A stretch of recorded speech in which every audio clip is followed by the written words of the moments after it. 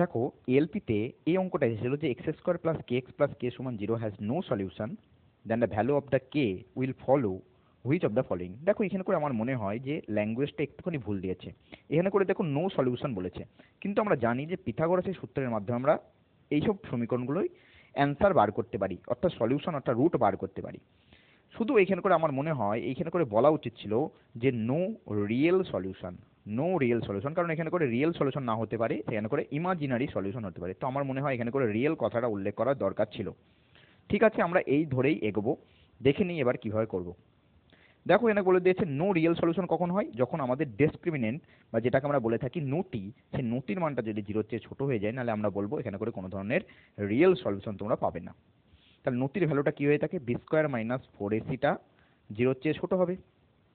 দেখো এখান করে বি এর ভ্যালুটা দিয়েছে কত, কে দিয়েছে, নাহলে কে স্কোয়ার বিয়োগ ফোর ইন্টু এর ভ্যালুটা ওয়ান এবং সি এর ভ্যালুটা কে, নাহলে ফোর কে, এটাও জিরোর চেয়ে ছোট। তাহলে এইখান থেকে আমরা যদি কে কে কমন নিয়ে নিই, নাহলে কে ইন্টু কে মাইনাস ফোরটা কী হবে, জিরোর চেয়ে ছোট। এবার দেখো এখান থেকে একটা জিনিস বুঝতে হবে, জিরোর চেয়ে ছোট মানে কি, এটা হচ্ছে নেগেটিভ ভ্যালু, এটা কি হয়ে যাচ্ছে নেগেটিভ ভ্যালু। এবার দেখো দুটো সংখ্যার গুণফল কখন নেগেটিভ হতে পারে, যদি একটা সংখ্যা পজিটিভ হয় আর একটা সংখ্যা নেগেটিভ হয়। দেখো দুটোই যদি নেগেটিভ হয়ে যায়, নাহলে গুণফলটা কি হবে, গুণফলটা পজিটিভ সংখ্যা হবে। তো সেটা তো কোনোদিনই সম্ভব হবে না এখানে করে। দুটো যদি পজিটিভ হয় নাহলে সেটাও পজিটিভ হবে, তো সেটাও সম্ভব নয়। অর্থাৎ এটা ক্লিয়ার হয়ে গেল যে একটা ভ্যালু পজিটিভ হবে, একটা ভ্যালু নেগেটিভ হবে। এবার আমরা বুঝবো কি করে যে কোন ভ্যালুটা পজিটিভ কোন ভ্যালুটা নেগেটিভ। আমরা ধরে নিই, আমি মনে করলাম কে এর ভ্যালুটাকে নেগেটিভ ধরলাম। কে এর ভ্যালুটাকে যদি নেগেটিভ ধরি, নাহলে তার সঙ্গে যদি চার আমি বাদ দিই, নাহলে সেটাও তো নেগেটিভ হবে।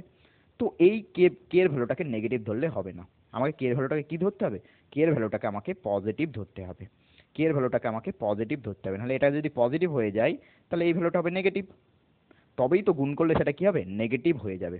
এবার দেখো কে এর ভ্যালুটা পজিটিভ মানে কি, কে এর ভ্যালুটা জিরোর চেয়ে বড়।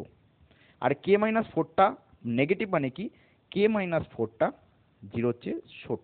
তাহলে এইখান থেকে আমরা লিখতে পারি কে এর ভ্যালুটা চারের চেয়ে ছোট। তাহলে এই দুটো পয়েন্ট থেকে আমরা কি জানতে পারলাম, এই দুটো পয়েন্ট থেকে আমরা জানতে পারলাম যে কে এর ভ্যালুটা জিরোর চেয়ে তো বড় কিন্তু চারের চেয়ে ছোট।